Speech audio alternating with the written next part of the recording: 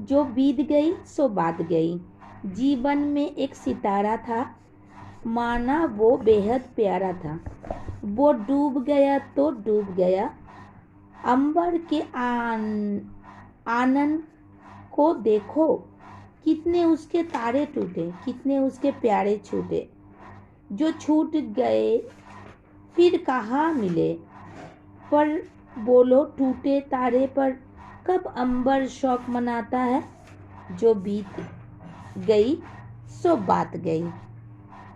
ये हरवंश राय बच्चन द्वारा लिखा हुआ कविता जो बीत गई सो बात गई। पर ये हमारा आज का टॉपिक नहीं है। हम लोग आज पढ़ेंगे आपके क्लास 8 का समृद्धि किताब का जो प्रेमचंद चैप्टर है, उसका मीनिंग हम लोग आज समझेंगे। ठीक है, तो चलिए हम लोग पढ़ना शुरू करते हैं और मीनिंग उसको बंगाली में समझते हैं। उत्तर प्रदेश काशी के समीप माड़वा गांव में सन 1880 में प्रेमचंद जी का जन्म हुआ था।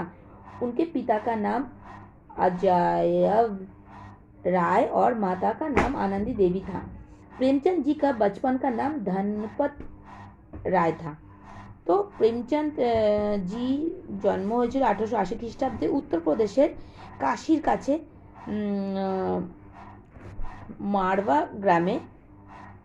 ওকে, তার পিতার নাম ছিল अजायब রায় আর মাতার নাম ছিল আনন্দী দেবী। প্রেমচন্দ जी ছোটবেলার নাম ছিল Dhanpat Rai. Okay, next answer. उन्होंने विश्वविद्यालय के स्तर तक शिक्षा प्राप्त की थी। पहले वे संयुक्त प्रांत के शिक्षा विभाग में स्कूलों के निरीक्षण के पद पर काम करते थे।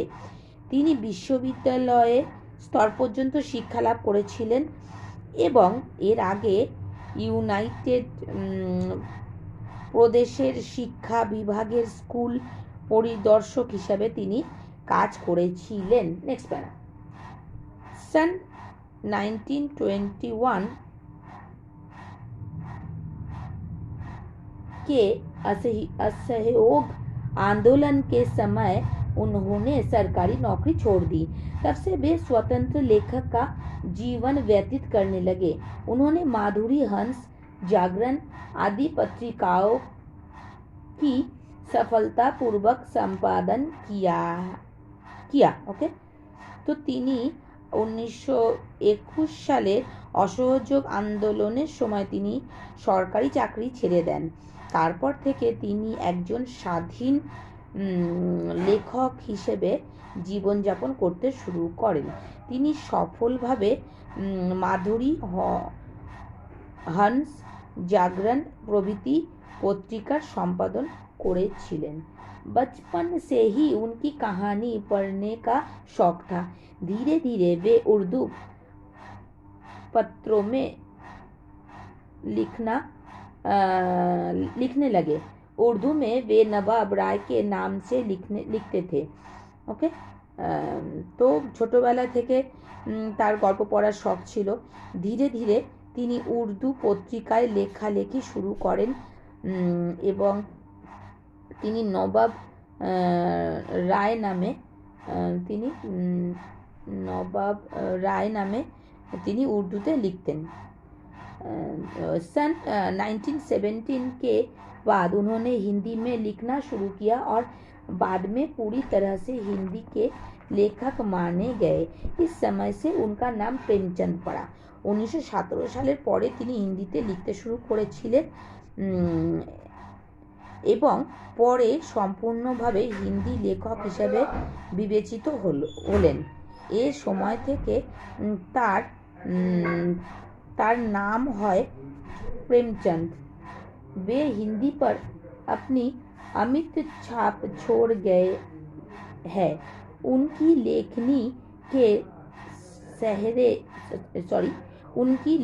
के सहारे हिंदी उपन्यास और कहानी में नए प्राण की प्रतिष्ठा हुई। कथा साहित्य में उन्होंने एक नई दिशा का निशाना दिखाया। उपन्यास के क्षेत्र में उनकी उपन्यास सम्राट कहते थे। ওকে, হিন্দিতে তার খুব ছাপ রেখে গেছেন। তার লেখার সাহায্যে হিন্দি উপন্যাস ও গল্প নতুন জীবন লাভ করে। তিনি কথা সাহিত্যের একটি নতুন দিক লক্ষ্য করেছিলেন। উপন্যাসের ক্ষেত্রে তাকে बला है औपन्यासिक सम्राट। उसके अनेक उपन्यास और कहानी संग्रह निकल चुके हैं। उनकी उपन्यासों में भारतीय जीवन का वास्तविक और सजीव चित्र देखने को मिलता है। हिंदी के लेखकों में वे सर्वप्रथम है जिनकी रचनाओं का अनुवाद अनेक विदेशी भाषाओं में हुआ है। তার অনেক উপন্যাস ও গল্প সংকলন প্রকাশিত হয়েছে। ভারতীয় জীবনের একটি বাস্তব ও প্রাণবন্ত চিত্র তার রচনায় দেখা যায়। হিন্দি লেখকদের মধ্যে তিনি প্রথম যার কাজ বহু বিদেশি ভাষায় অনুদিত হয়েছে। उनके कहानी संग्रह है नवनिधि, सप्तश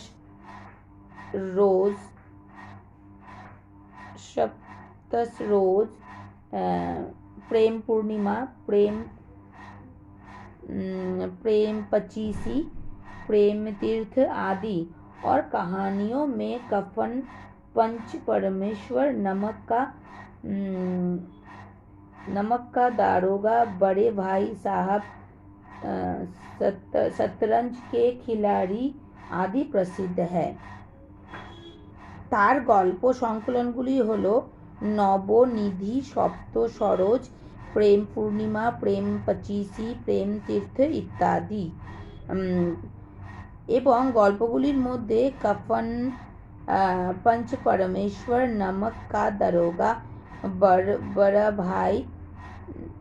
बड़े भाई साहब, शतरंज के खिलाड़ी प्रभृति विख्यात। उपन्यासों में सेवा सदन, गबन, प्रेमाश्रम, रंगभूमि, कायाकल्प, कर्णभूमि, गोदान इत्यादि श्रेष्ठ रचनाएं हैं।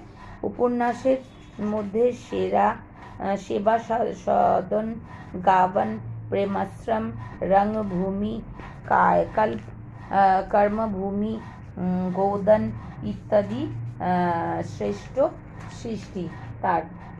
Okay, so this one is the first page. Now come to the second page.